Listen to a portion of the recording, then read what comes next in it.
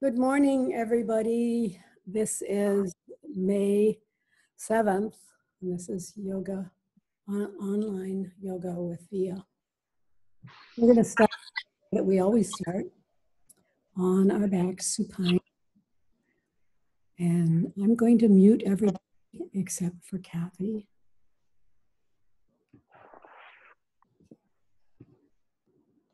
But if you need to talk, you can put something in the chat room.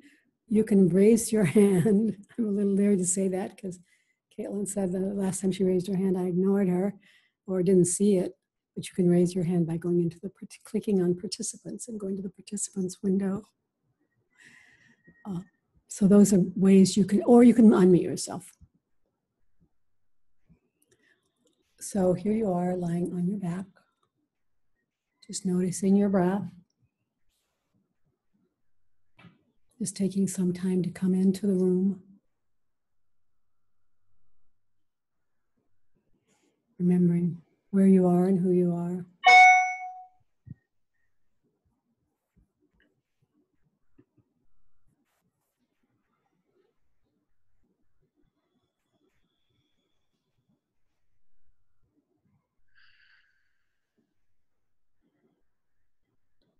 Today I'm going to try, I should have said this earlier, I suppose, but I didn't, so now I'll say it. I'm going to try to spot check you in your little window tiles, and maybe I'll make them even big. And so if you can make sure that you can look at your screen and that I can see your movement and your body, then that'll help me do that. And if not, I'm going to mute you, Kathy, because I'm getting some sort of a sound. But if you want to turn off, oh, Dana's, okay. If you want to turn off your video, you can do that too. So your choice, but I wouldn't, of course, at that point, I wouldn't be able to.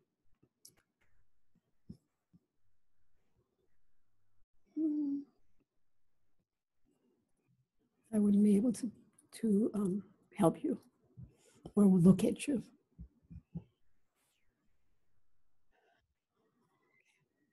Okay. Let's start with vagus nerve reset. So bring your hands behind your head. Interlace your fingers. Create a cup.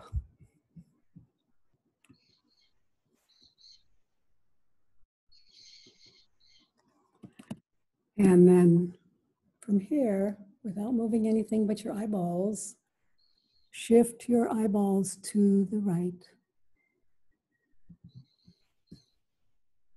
You can have your eyes closed or open. Waiting for an involuntary swallow, sigh, gulp, or yawn.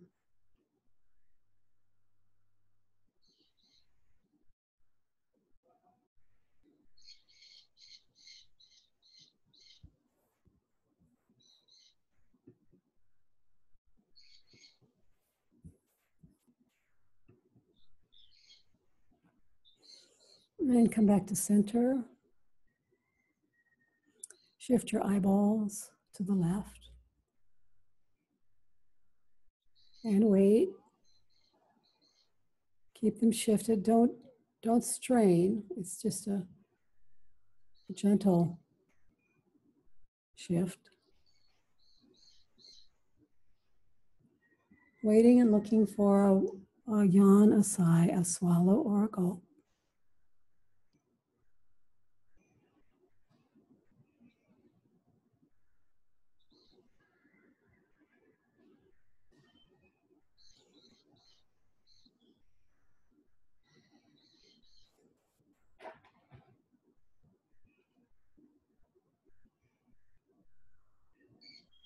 And do that 2 more times, 2 more sets, left and right and left.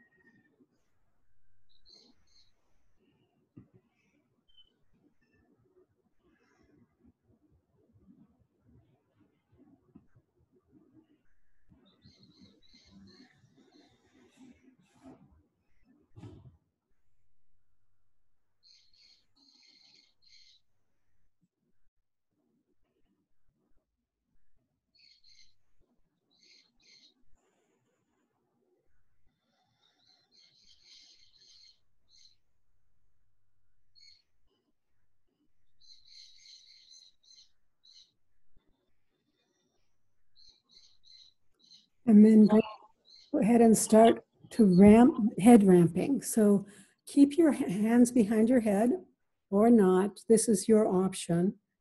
If it's hard to keep your arms high like that, then you can put your hands somewhere else on your belly or at your hips. But head ramping, you're just going to press the occipital ridge, the back of your skull, into your hands. And the chin drops because you did that. Hold for a breath or two. And then release and repeat. So repeat head ramping several times, maybe four more times. Take it slow, it's not a contest. Think of what you're doing, what's moving, which is mainly your skull, the base of your skull is moving. This movement is going to help strengthen and stabilize and mobilize your cervical spine.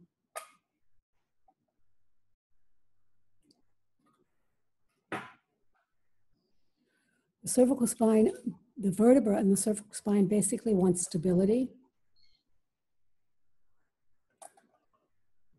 except for the top one, C1, which longs for mobility between in the joint that involves the occipital ridge, so and the C1 vertebra. So that's what we're doing now, creating mobility there and stability in all the rest of the vertebra.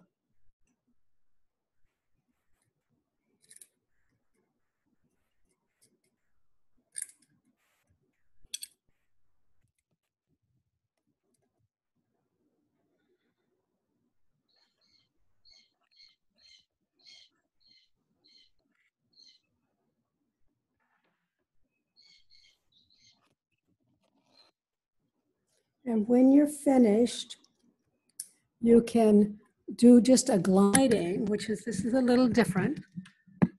Glide, C1 glide, it's called. And you're just gonna drop your chin about 10 degrees and then lift your chin about 10 degrees. Just going back and forth.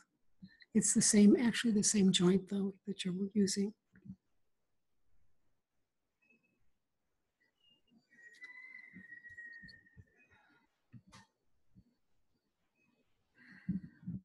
Dana, I have switched to the speaker, the Snowflake speaker. I do not know, or anyone can tell me if this makes a difference in the volume.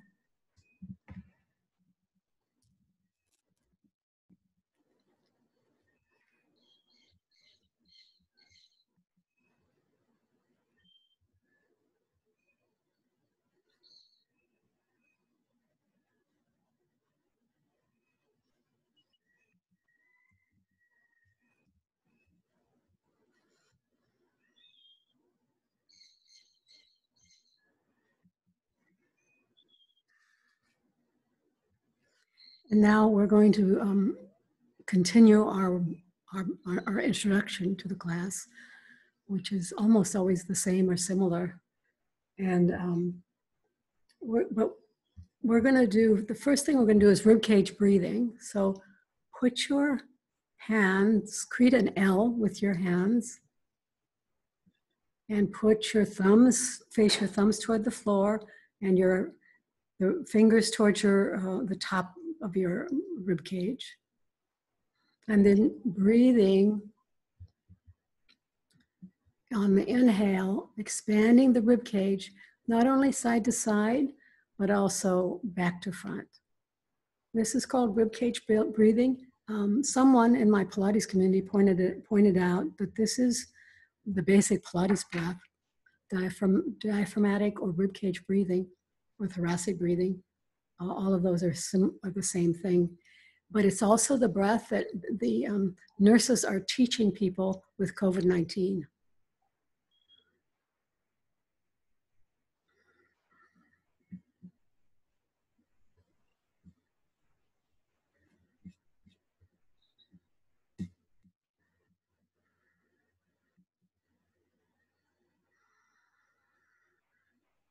Inhale and exhale.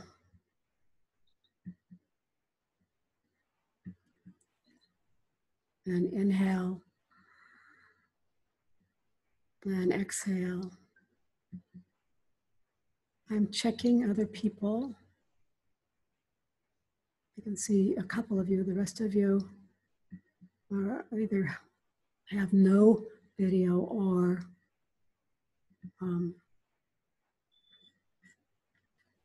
I can't see you in your screen.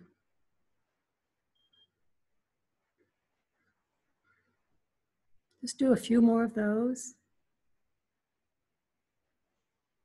Your hand can be tucked up against the bottom of your breasts, so the side of your breasts. So it can be up at the, up. Yeah, close up like more like that, Diana. Yeah, great, thanks. It's just, I'm just saying that because that's probably where you'll feel your inhale more.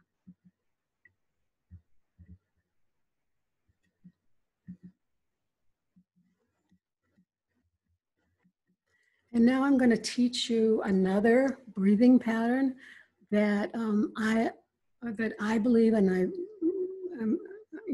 I believe, and other people believe, sends more oxygen to the extremities, to all parts of your body. It's called Ujjayi breath. Some of you may know it. All you're going to do is try to make a sound of the ocean or the wind at your throat as you breathe. Now, I'm doing it.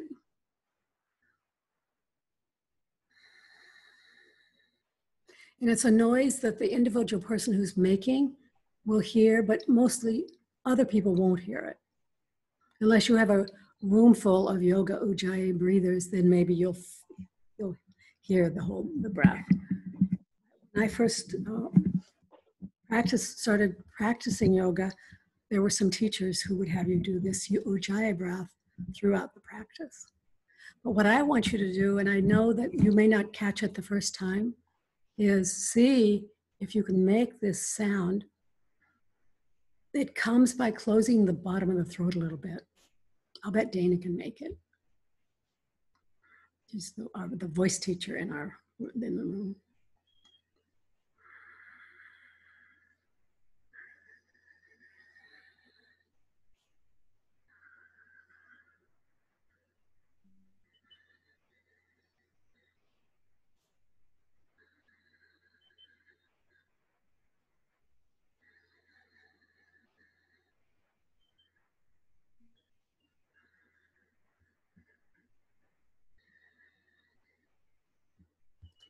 Before we go on, I'm going to unmute you all and see if there are any comments about Ujjayi breathing, whether you got it, whether you've done it before.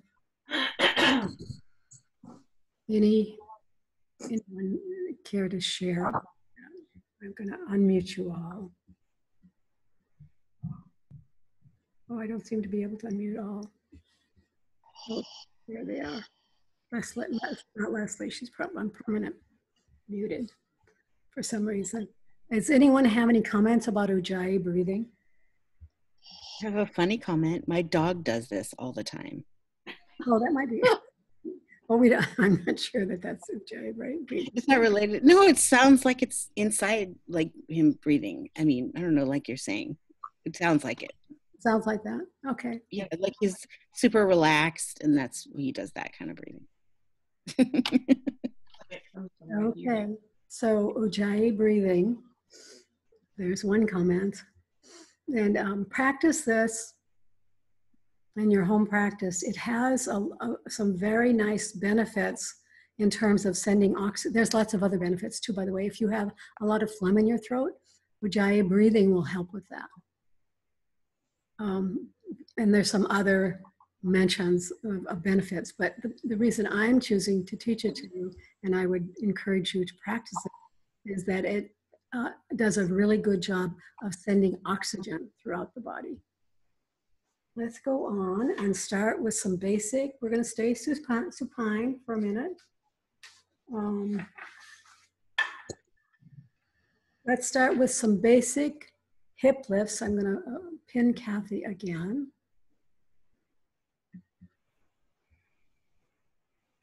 Basic leg lifts. So you're here, you're supine, your knees are bent,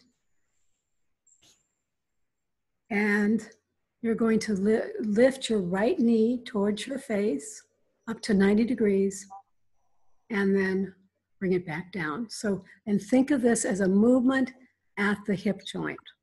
So the hip flexes, the hip joint flexes, and it extends when you come back down.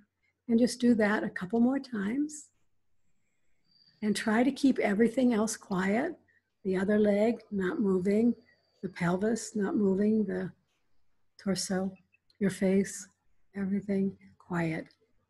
Just focusing on this very basic movement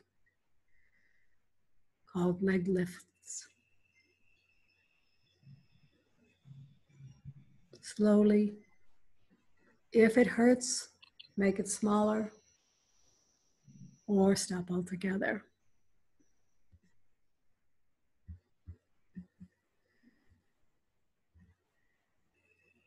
Switch sides.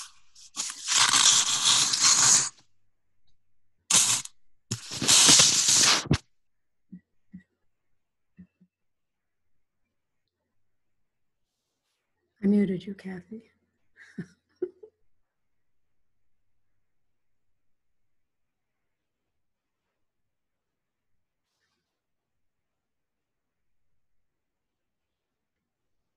And just one more.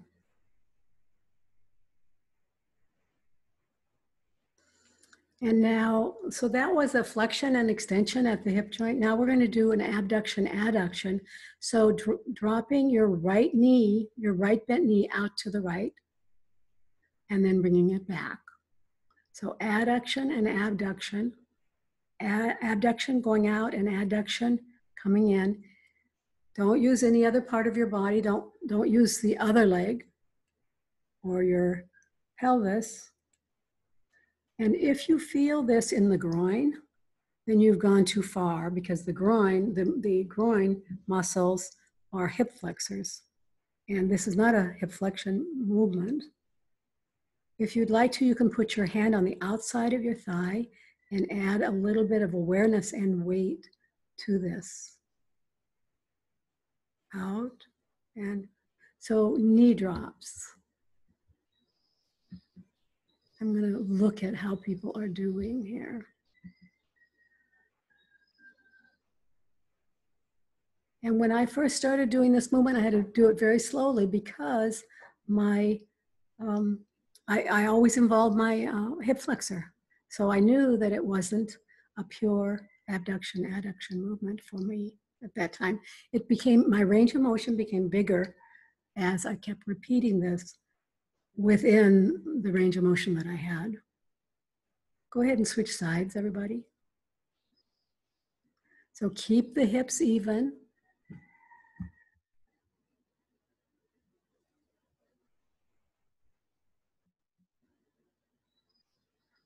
This is sort of like a clamshell on your back, right? Maybe you didn't recognize that.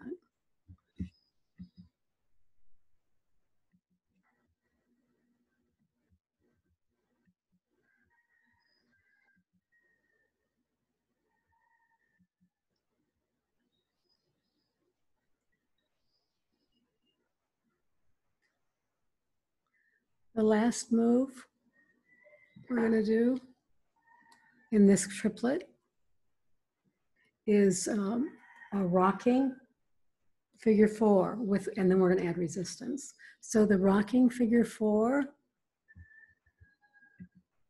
you're going to take your right knee up towards your face and then cross the ankle, right ankle in front of the left knee. And this is your figure four. And you have a hip opener here. And then bring your hands behind your thigh, or you can put a yoga strap. Use a yoga strap if you can't reach behind your thigh. And from here, we're going to add some resistance to your figure four.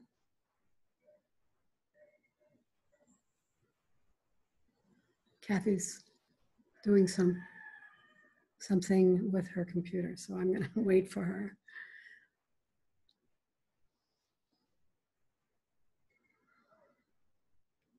So come back into your figure four, put your hands around your left leg, pull the left leg towards your face, push the right leg out with your elbow, and then keep resisting. So you're going to pull one knee towards and one knee away, and then you're going to rock through that by bending your elbows. So it could be a small rock depending on you. You could lift your head, but only if it doesn't bother your head. So it's pulling and pulling in the left leg in and the pushing the right leg out, and using your elbows.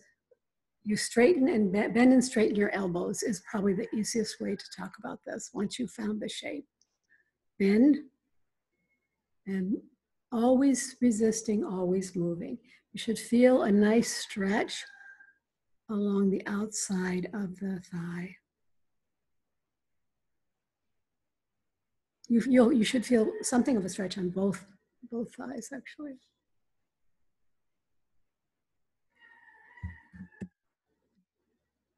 I'm going to check on to switch to the other side, and then I'll check on some other people.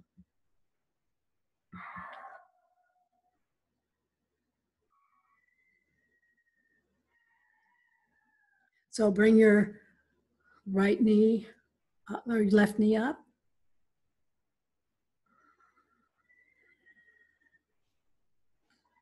Put your hands around it or a strap. Pull it in towards your face while you're pushing the other one out with your arms. So the elbows bend and straighten. Bend and straighten. Nice, Dina. So, okay, there you go. Nice. Leslie, you feeling it? Oh, I can't ask you that with you muted. Yep. Okay. Nice, that looks good. This is I call it a rocking figure four with resistance. Remember to stop if you need to. And Leslie's dorsiflexing her feet, which is actually a good idea to just add a little footwork. Okay, back to Kathy. We're going to do a straight leg resistance. We're going to do a couple more things on the floor for the legs. And this time, and you might need a strap, Kathy. So if you have a strap nearby, everybody might need a strap. Where's your bathrobe strap? That's better. Almost always in my class, but not always ever in the rest of the world, a non-stretchy strap is going to be better. So you're going to keep one knee bent, left knee bent and foot on the floor, and the right leg comes up towards the ceiling, all the way up. It doesn't have to be totally straight. And keep the hips on the floor. So you don't want to lift the hips. And your hands go behind the right leg. And we're going to do some resistance, or you can put a strap. You can use a strap, either one. And now, just creating some resistance, moving a small amount forward and backward. So this is resistance stretching. So the hand or the strap is moving towards the face, while the leg is trying to push away. So they're resisting each other, just like all of the. So it probably is not quite that big, Kathy. I want you to think of. Can you reach your legs? Because if you can, I'd rather you do that. So the movement is, this is a hamstring stretch. And so you're pressing the leg out into your hands. Press the leg out away from you into your hands. Nice. And then coming back for, this is the stretching part, and then the strength.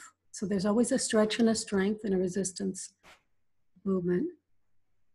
So always moving, always resisting. The hands are resisting the movement of the leg. The leg is resisting the movement of the hands.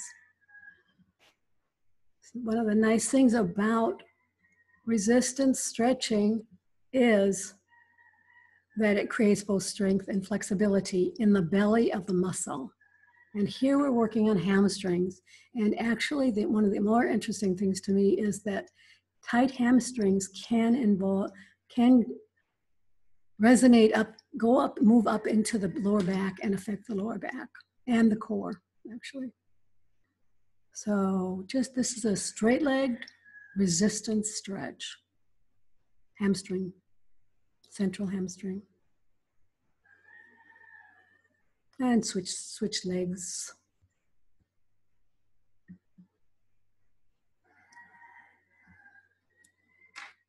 And back and forth you go.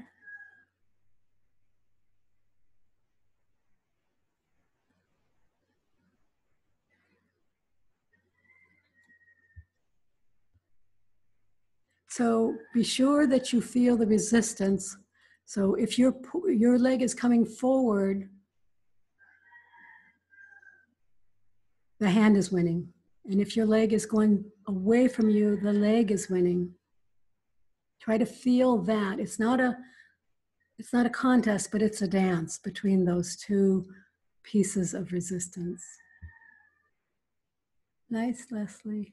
So I'm trying to look at you more this week, but some of you have your pictures off, so.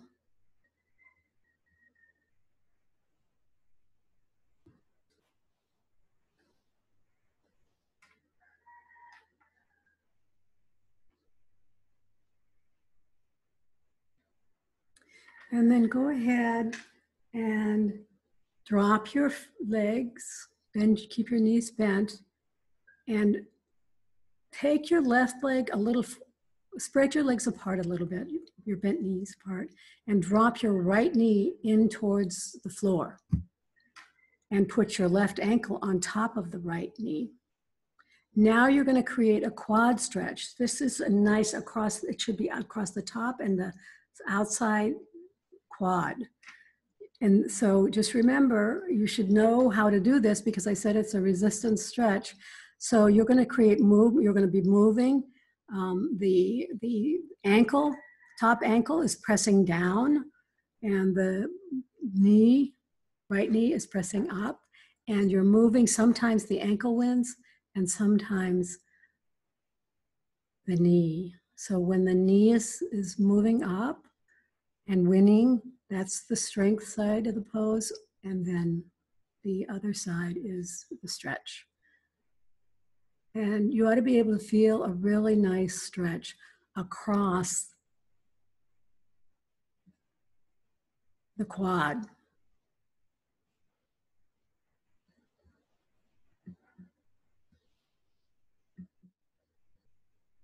Nice, Dana. Yep. Back and forth, always moving, always resisting.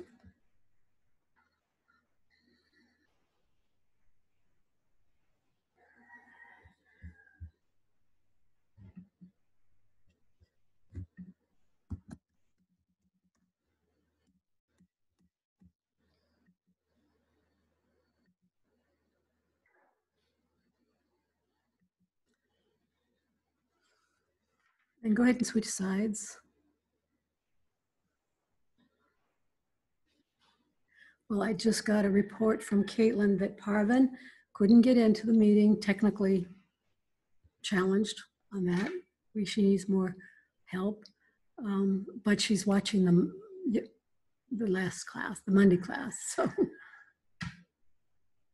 that's good. So she could get up there, that was good. I hope you guys are feeling this stretch along the outside. This is, this is a place, this is right around the IT band. This is the place that often gets tight.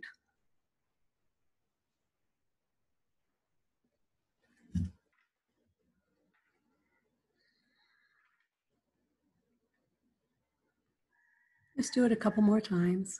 Slowly, always moving, always resisting.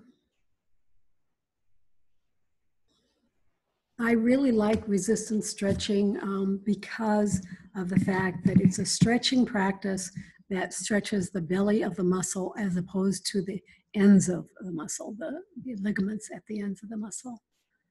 It's a much more fundamental stretch.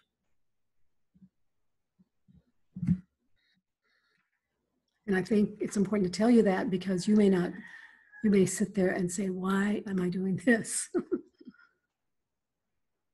Go ahead and stop that and come up to seated. We're going to do another resistance stretch.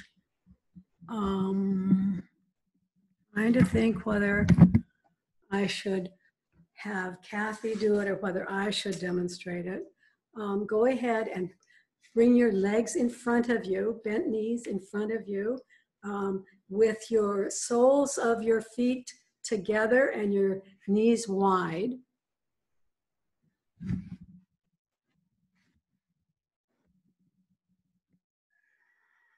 And sit tall and put your elbows in between your knees. And then this is a resistance stretch. You're going to, the elbows are going to press out almost like you're going whoosh, whoosh. If the legs weren't there, you'd be, all of a sudden going way out, straight arms or bent arms actually at this point. So, but you'd be straight if you had no knees there. And then the knees are going to come up. And the knees are going to, the arms are going to resist that the knees coming up, but the knees are going to come up anyway. Come up all the way until your arms are all straight and almost touching.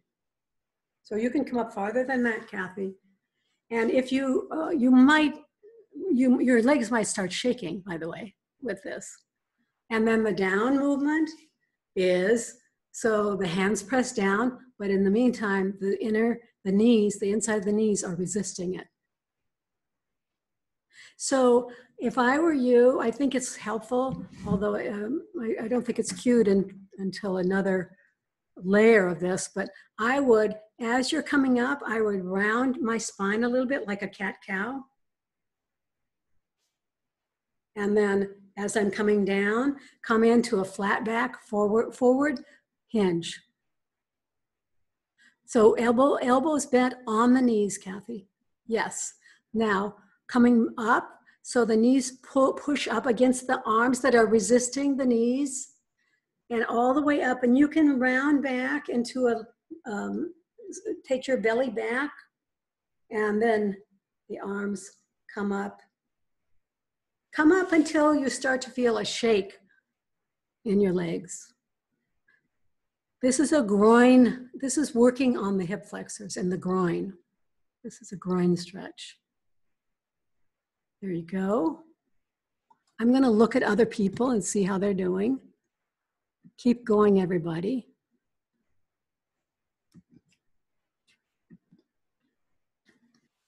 Come all the way up as far as you can come.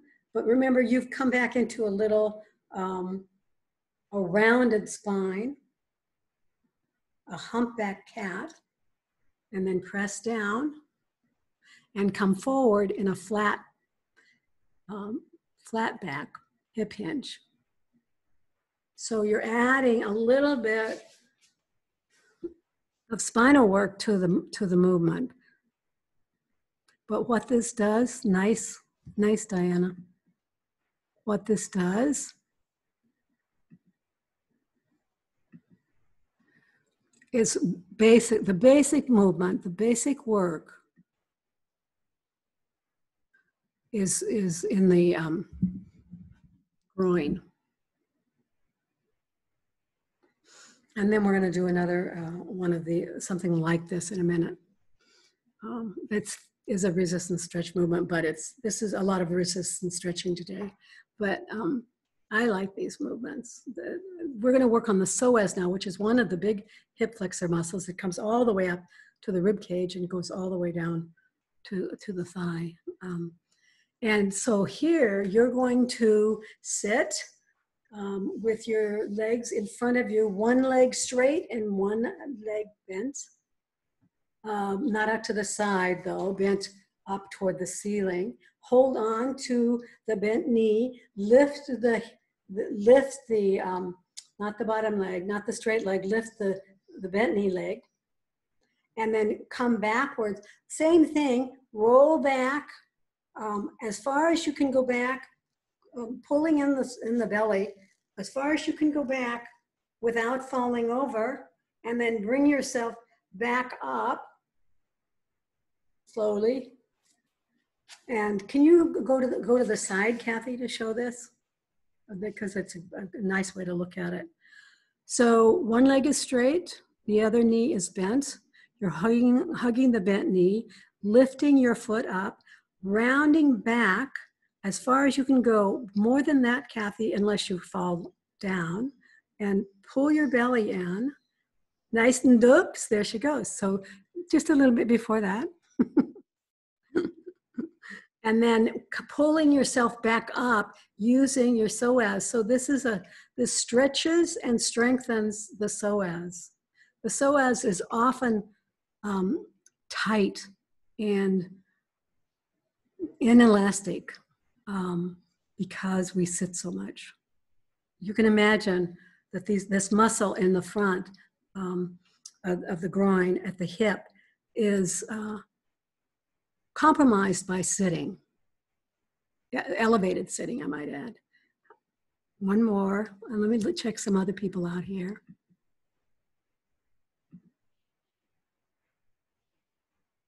Nice adaptation, Dana.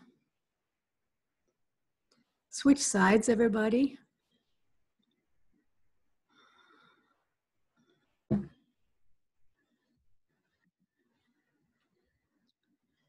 There's Leslie.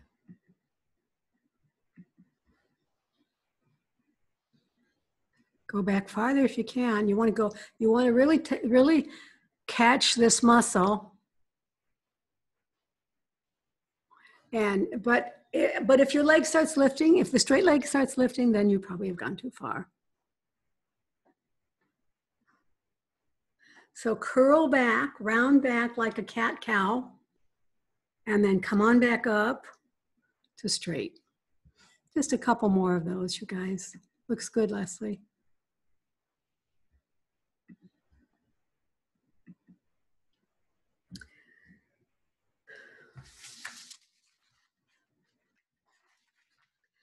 Come on up, find your favorite floor-seated position. We're just gonna do some, the spine twist, the basic spine twist and the side bend so that we can review it from last week because there was some confusion about it last week.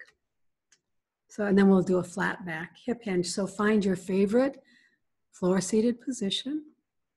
And if you're doing an easy or an asymmetrical floor-seated position, that's the only one I can think of right now.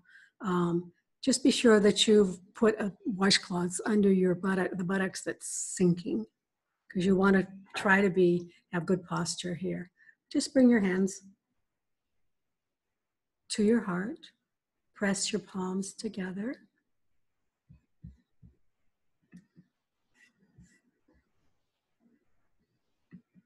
And chin, touching your fingers under your chin. This is so that we're doing the very purest thoracic spine twist. So I don't want you to move your head. The tendency on some of the yoga spine twists like this is to move your head. I mean, it's part of the practice, but this practice is to not move your head. So all you're gonna do is rotate the rib cage around to the right.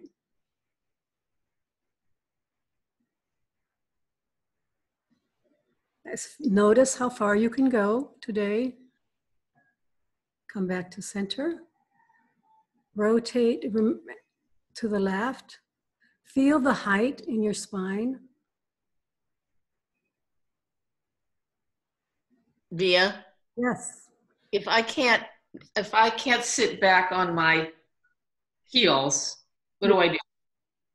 You don't have to sit back on your heels. You can do a lotus. You can do any floor seated position. Okay. You could do a lotus. You could be sitting on a blanket and crossing your legs. You could be in a chair if you needed to be. But I encourage people to, and I know you sit on the floor, so you can find any floor seated position that works for you. And but you could, like I say, you could be seated on a chair too. You could be seated in a lotus with a brick or a blanket under you. So just that tiny movement, becoming aware of what's happening, thinking of the space. You know, one of the things that's happening is the scapula is moving, sliding over the back of the rib cage. The front of the scapula is sliding over the back of the rib cage. Think of the space between the scapula and the rib cage when you do this movement. And you're doing right and left.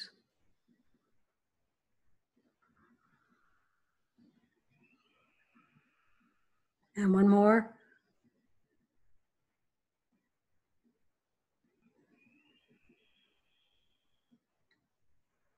And come back to center. And now we're going to do another pure movement. It's a side bend.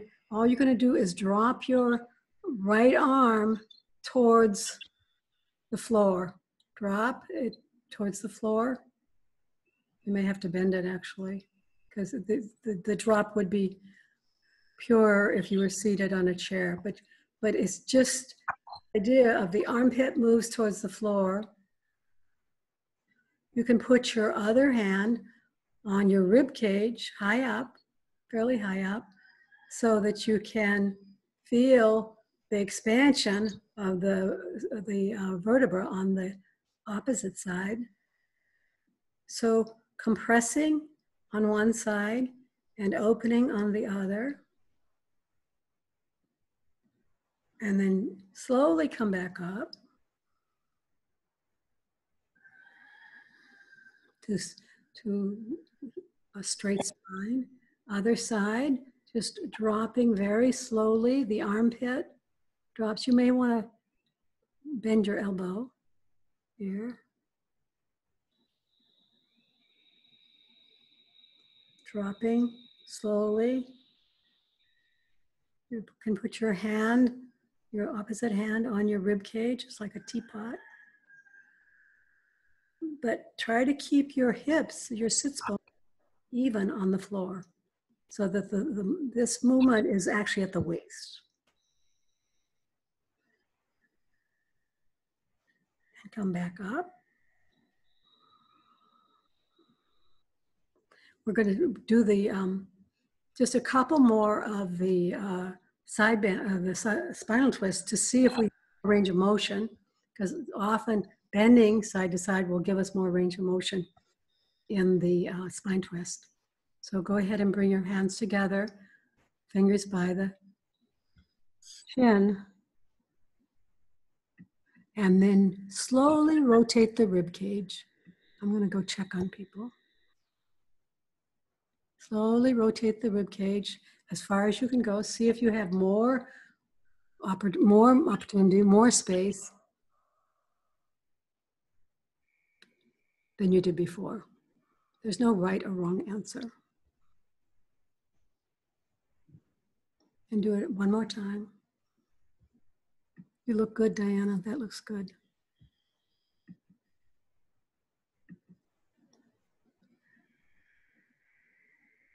Relax your shoulders. The movement here is in the thoracic spine. Nice, nice, Leslie. Good. Wiggle if you want. We're done with that. We're gonna do, you can do this up in a chair, or you can do it in your floor seated position. Just gonna come and hinge at the hip forward. This should feel good on the back, on the lower back and the spine. So keep the spine straight as if it were a broomstick. Think of the hinging as being at the hip joint. So you're going to come forward, keep your chest open, Kathy, chest open. So think of your spine as a broomstick. Keep your hips on the floor, keep your chest open, keep your cervical spine in the same plane as your thoracic spine, and just come forward. Keep the chest open.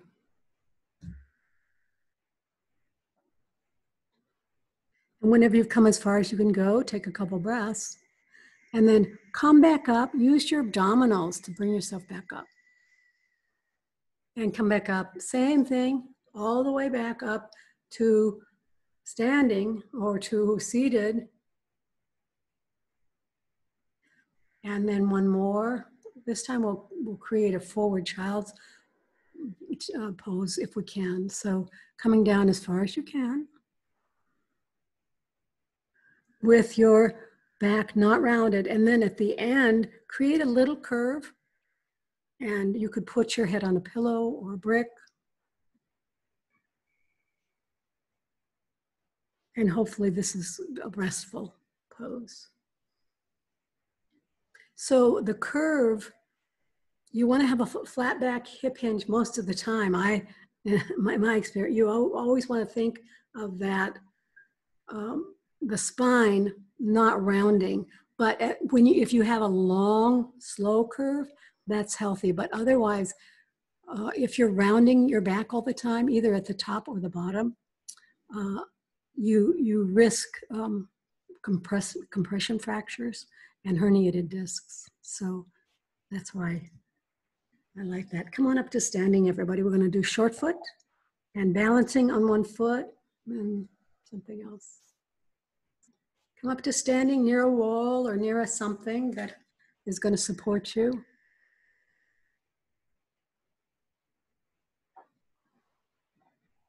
Stand tall, good posture, ankles, stacking your ankles, knees, hips, shoulders.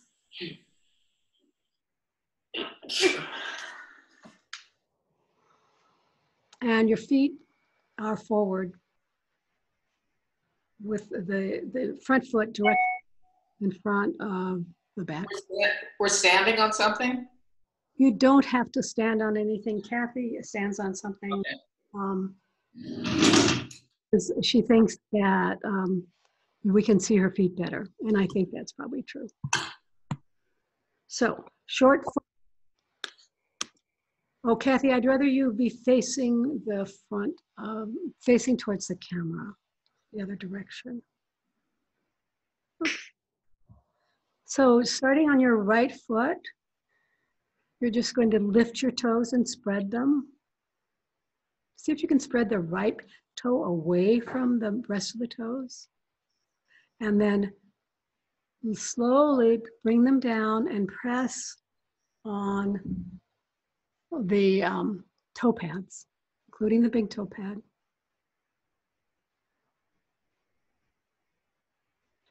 And then hold for a couple breaths and switch sides. Now, Kathy, I'd like you to bring your toes a little bit closer towards each other, your big toes. There, that's better for me. It looks better to me anyway. I hope it's okay for you. The toes rise, lift the toes, spread them. Think of spreading the big toe away from the rest of the toes. So the rest of the toes you can think of spreading away from each other. And then as you come down, come back down, press the toes, the toe pads, not the joints behind the toes. Press the toe pads into the floor. See if you can spend a little bit of time focusing on pressing the big toe into the floor, and then the littlest toe into the floor.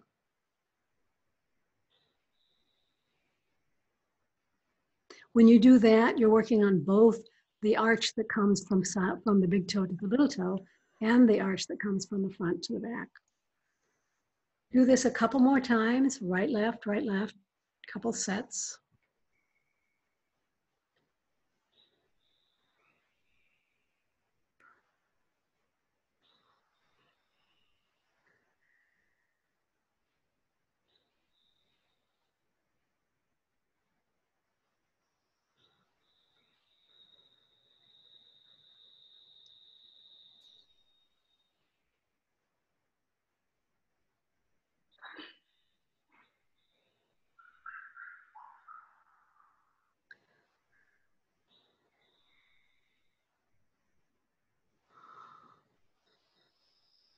to finish up.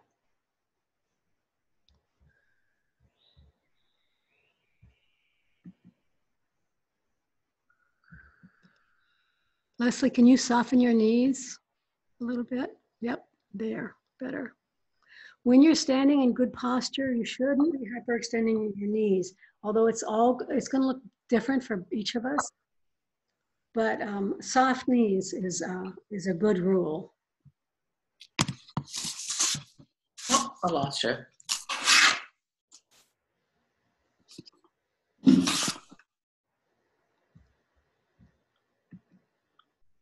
Okay, let's do balancing on one foot.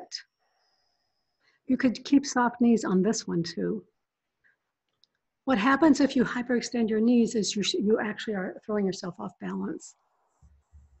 I'm going to go back to Kathy. Kathy, you can come down off your book. We're going to do one leg balances with the knee coming up. But I want people to do what they can. So if you can just lift your foot, so you're standing on, let's stand on your left foot, lift your right foot. And if you can just lift it a little, that's okay. Or if you can lift it a lot more than that, that's okay too. So finding your own dynamic stability, basically. And if you can lift it up all the way up and tie your shoe, as if you were going to tie your shoe, well, you're probably a better woman than I am, basically at that point. So whatever you can find, and then come up. And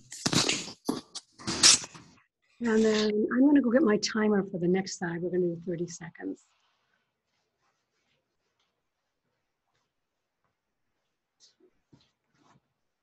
Come on down.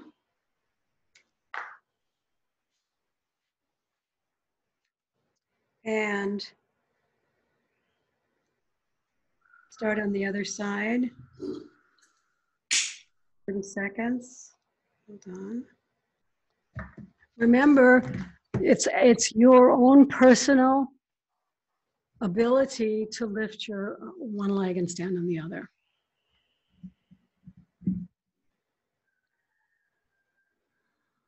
Breathe. Touch your safe point if you need to.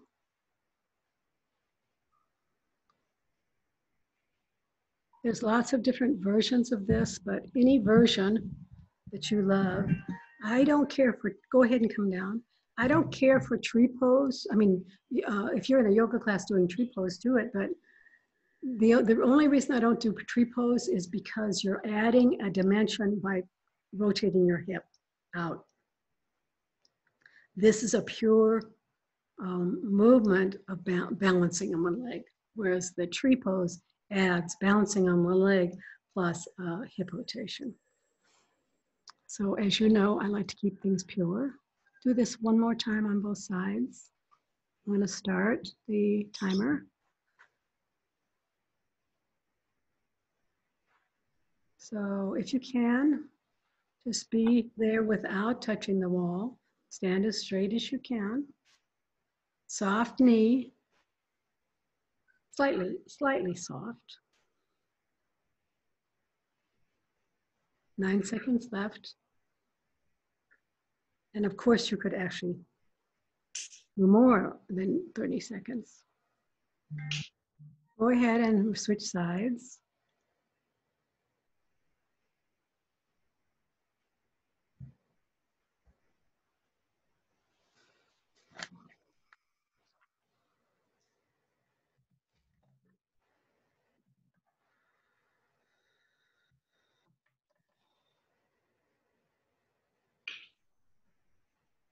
"13 seconds left.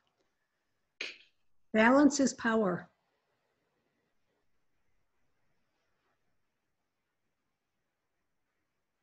We'll have a class someday that focuses only or mostly on balance. That would be fun, interesting and fun.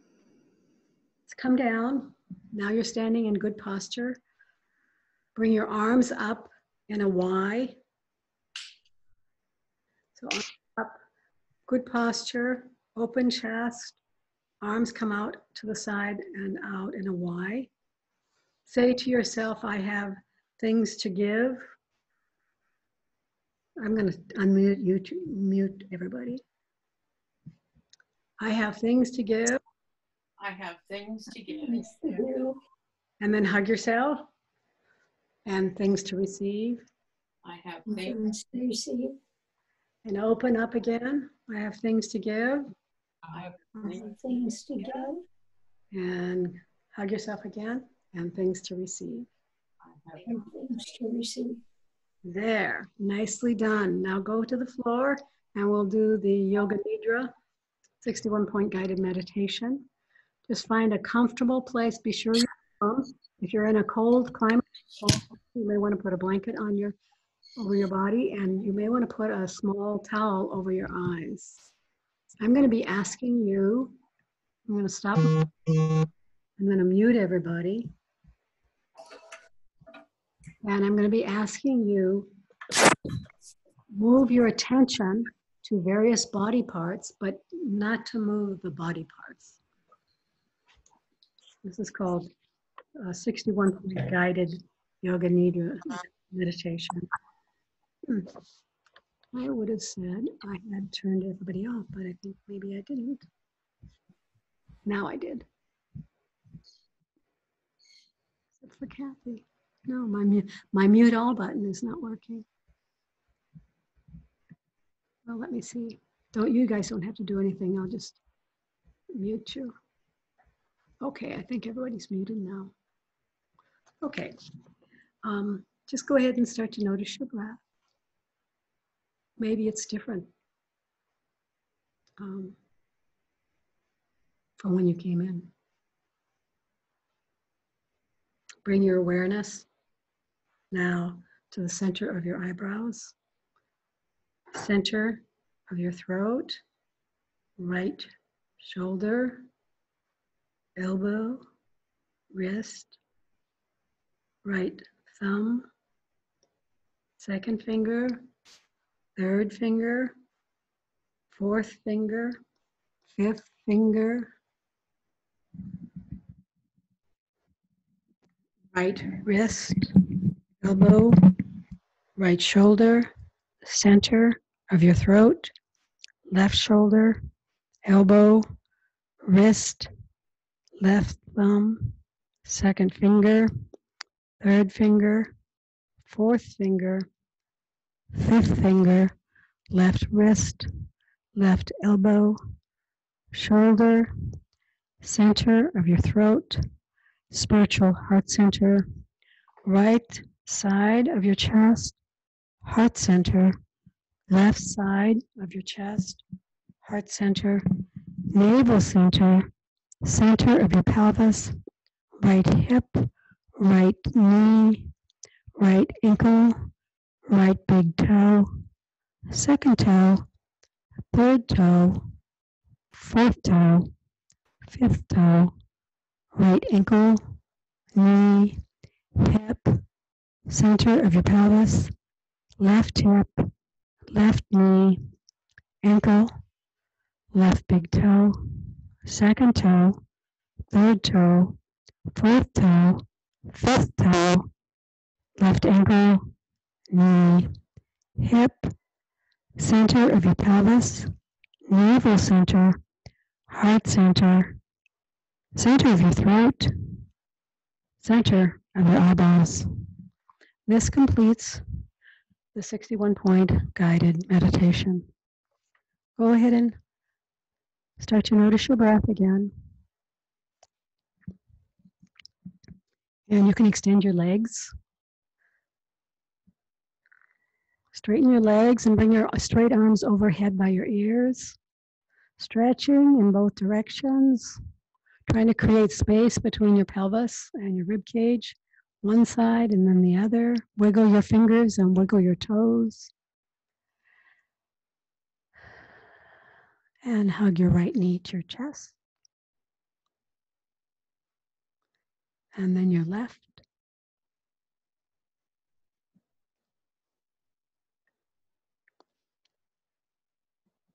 Rock from side to side.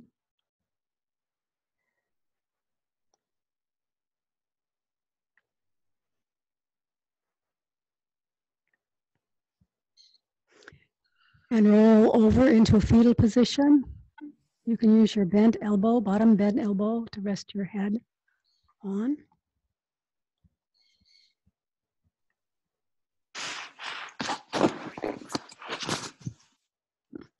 Come on up, using your top hand to push you off the floor into a floor-seated position.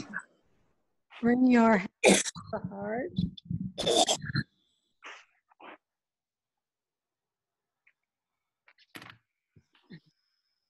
And glide. Glide your